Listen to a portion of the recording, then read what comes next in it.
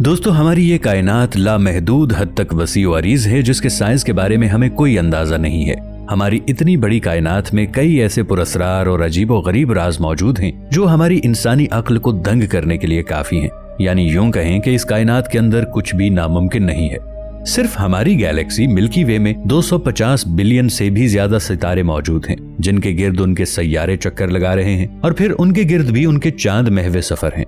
खलाई तहकीक के दौरान इन सैयारों पर जिंदगी के आसार को ढूंढने के लिए साइंटिस्ट दिन रात कायनात के निजाम पर खोज कर रहे हैं ताकि मुस्तकबिल में अगर मुमकिन हो तो इंसान जमीन के अलावा यहाँ पर भी आबाद हो सके।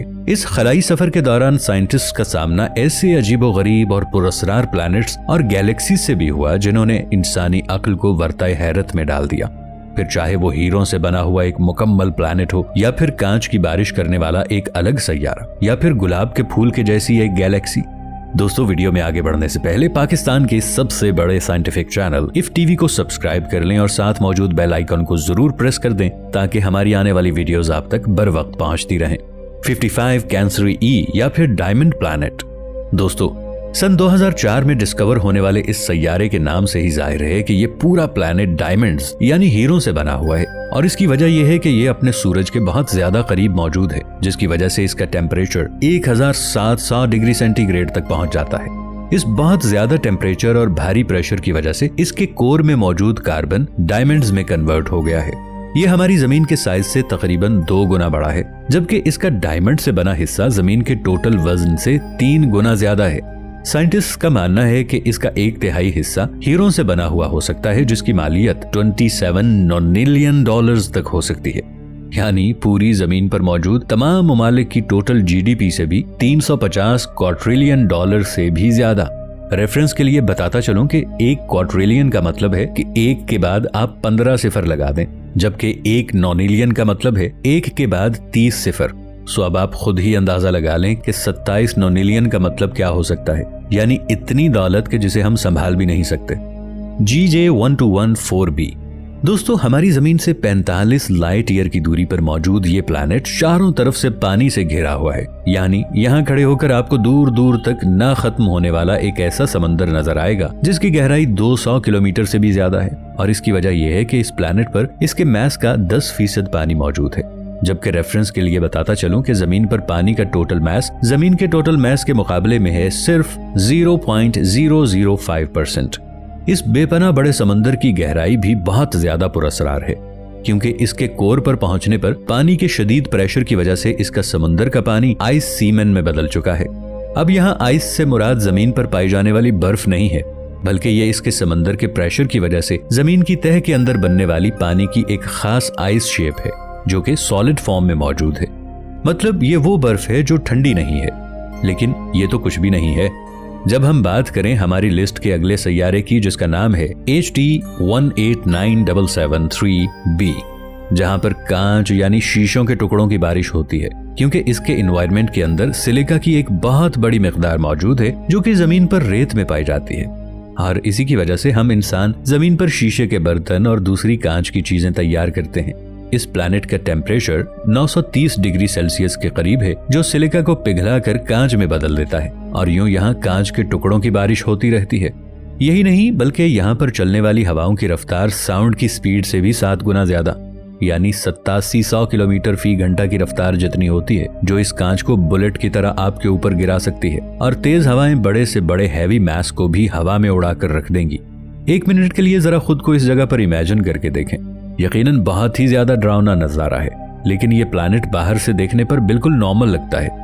इस प्लैनेट को अगर आप आसान अल्फाज में जहन्नम कहें तो ये गलत नहीं होगा, क्योंकि अपने सूरज के बेहद करीब होने की वजह से इसका टेम्परेचर 2600 डिग्री सेंटीग्रेड तक पहुंच जाता है। इसके सितारे की गर्मी की वजह से इस पर मौजूद तमाम गैसेस उड़कर हवा में बिखर गई हैं, जहां अब सिर्फ जलती हुई चट्टानें हर तरफ रह गई हैं और इसके साथ हर तरफ तबाही मचाने वाला लावा। हमारे चांद ही की तरह इस प्लैनेट का एक हिस्सा हमेशा इसके सूरज की तरफ रहता है, जिसकी वजह से यहाँ शदीद गर्मी होती है, जबकि दूसरा हिस्सा -0 डिग्री सेंटीग्रेड से भी कई गुना ज्यादा नीचे होता है। इसकी वजह से इस हिस्से में शदीद ठंड होती है। यहाँ इंसान तो क्या, कोई मशीन भी नहीं रह सकेगी। बात करते हैं टाइटन की।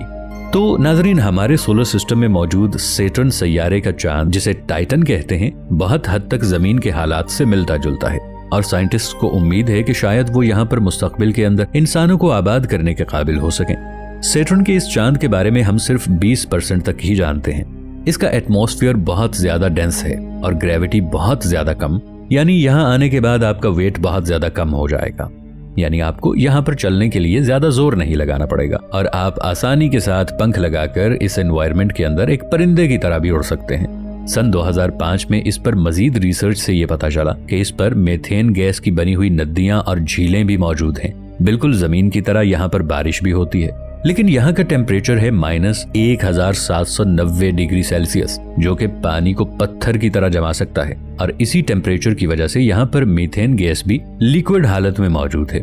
साइंटिस्ट को यकीन है कि अगर हम इंसान चाहें तो जेरे जमीन यहाँ कॉलोनीज बनाकर टाइटन के एनवायरनमेंट में रहने के काबिल हो सकते हैं।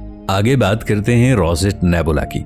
दोस्तों, हाल ही में रोजेट नेबुला नामी एक गैलेक्सी दरियाफ्त की गई है। इसकी खास बात यह है कि इसकी शक्ल गुलाब के फूल से मिलती जुलती है।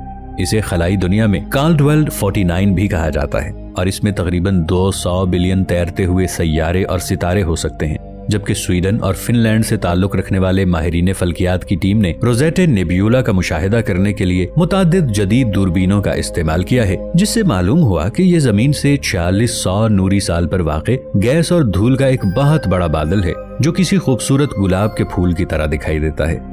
दोस्तों, साइंस कहती है कि खला में आजादाना गर्दिश करते हुए सैयारों की तादाद 200 अरब से भी ज्यादा है, लेकिन कुदरत की इस हसीन कायनात में न जाने कितने रंग बिखरे हुए हैं और इंसान इनका तसव्वुर भी नहीं कर सकता। रोजेट नेब्यूला दिखने में इंतहाई खूबसूरत है और जो भी इसे देखता है बेख्तियार सुबहान अल्लाह पुकार उठता है। यहाँ आपको ये भी बताते चलें कि चंद उलमाए कराम इस नेब्यूला की तारीफ कुरान मजीद फुरकान हमीद की मदद से भी करते हैं और इस मकसद के लिए वो सूरत उर रहमान की आयत नंबर 37 का हवाला देते हैं। इसमें अल्लाह रब्बुल इज्जत का इरशाद है, और जब आसमान फट जाएगा और फट कर गुलाबी तेल की तिलछट की तरह सुर्ख हो जाएगा। उलमाए कराम आसमान के फटने को खलाई तरक्की से तशबीह देते हैं। उनके मुताबिक इंसान ने खला के अंधेरों को चीरते हुए आसमान की जानिब सफर किया, जबकि वो तेल की तिलछट की मिसाल रोजेट नेबुला का वो मादा बताते हैं जो कि गैसेज और मुख्तलिफ किस्म के महलूलात से मिलकर बनता है।